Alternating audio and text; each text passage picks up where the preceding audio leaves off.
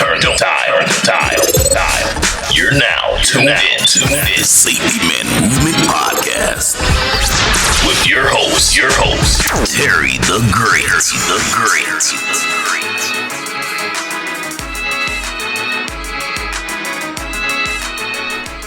What's up, beautiful people, and welcome to another episode of the Safety Man Movement Podcast. I'm your host, Terry Gray, and I am the Safety Man, and guess what? So are you. We all have a part to play, and I'm excited about today's episode because today's episode is for my safety leaders. It's Thursday, and we're about to jump into it.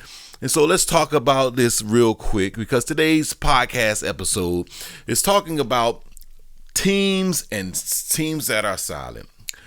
And the episode, I guess the title is going to be People Stop Speaking When Leaders Stop Listening. All right, now that's, I've seen this happen where there's different types of leaders who respond in different ways. Earlier this week, I talked about your powers that you have, and you as leaders typically have more power than you recognize.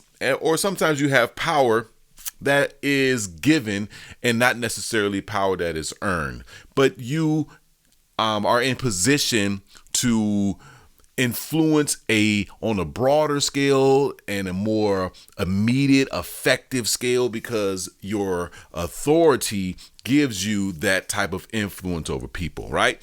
And so you have teams and people that you're working with, and sometimes we have teams where people stop talking. So if you are a leader and you have teams that are silent, this episode is for you today. I'm just going to be talking to you guys real quick as we start this beautiful Thursday. I hope you had a fantastic Wednesday, and I hope that everything's going your way. But today, I need you to know who others are, and I need you to be able to recognize their strengths, your teammate, right? A lot of times we don't try to dig into that discovery step of who our teams are, and that hinders and it hurts us a lot. So the safety thought of the day that I want you guys to think about as we're beginning this day is a quiet team is a team that might be hiding something and you're in more danger than you think, right? Of course, we already know that there's hazards that exist out on the floor wherever you may work. And this, again, can apply personally with your team and just as an organizational as a whole. But as for you safety leaders today, we're on the work site today, right? So when you're dealing with those teams, them teams that are quiet and aren't saying things, typically it doesn't mean you don't have problems.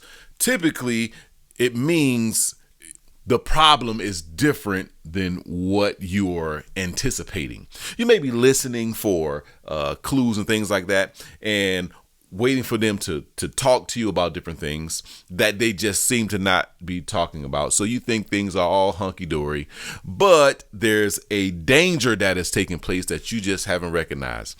And I've shared this before, and this thought, not necessarily in this podcast, but I've shared and expressed this, and a lot of people say this, and I've shared that, I believe that silence is agreement. While I know that that is true in a lot of cases, it's not always true. It's not always true because silence doesn't always mean agreement. Sometimes silence means, or it is an indicator of a loss of trust. Sometimes it means people no longer trust the response that you are giving them. I always talk about this when I am doing a presentation. I will have people say, hey, that one friend that no matter when they start talking, that they lying to you. You say something to them and they either always got to lie to outdo what you did because you caught a big fish. They want to have caught a bigger fish. You did this, that, and the other. And they just in this constant competition. But most of their stats that they're telling you are fluff stats and lies.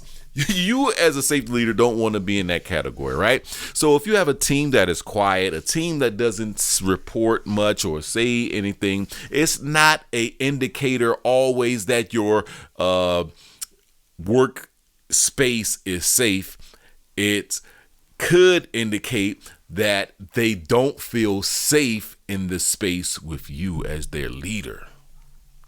Jeez, that's crazy. So when people stop trusting you because you're not a man of your word, you don't work in integrity, again, your powers that you have, you may be abusing those things, or you may put people off, right? Caring for others requires learning to communicate, learning to see how your team communicates, how they make their contribution, how they feel like they are contributing to the team, and how they respond under pressure. And your ability to properly manage those responses will determine how your team responds.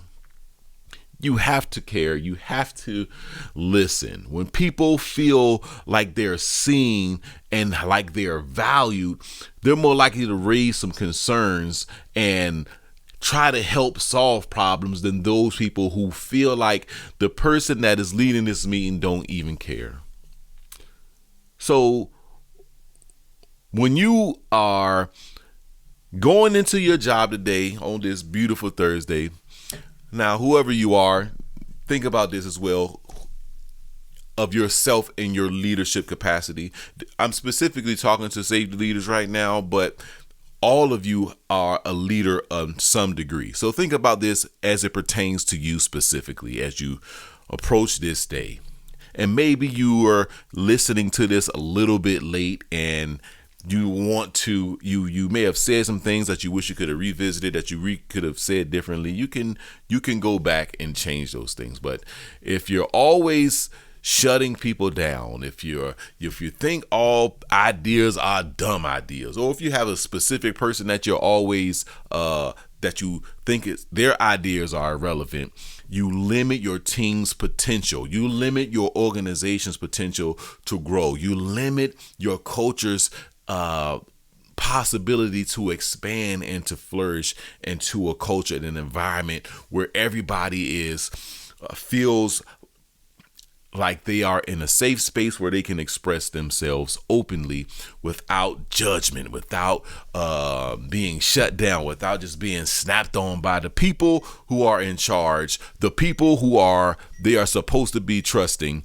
and those people just not giving the respect or the attention that's necessary, all because you don't understand how to communicate with that person or how that person deals with different things, right? So think about that today as you continue to lead with perfection, lead by example. I won't say perfection because none of us are perfect and all of us are still growing. So as you're leading with intentionality, this is what I want you to do today. Here's your safety shift of the day, because we're all becoming safety shifters as we're unlocking this inner hero inside of us, because there's different capacities. And I try not to say too much when I be talking here because I could just go on and on and on and on.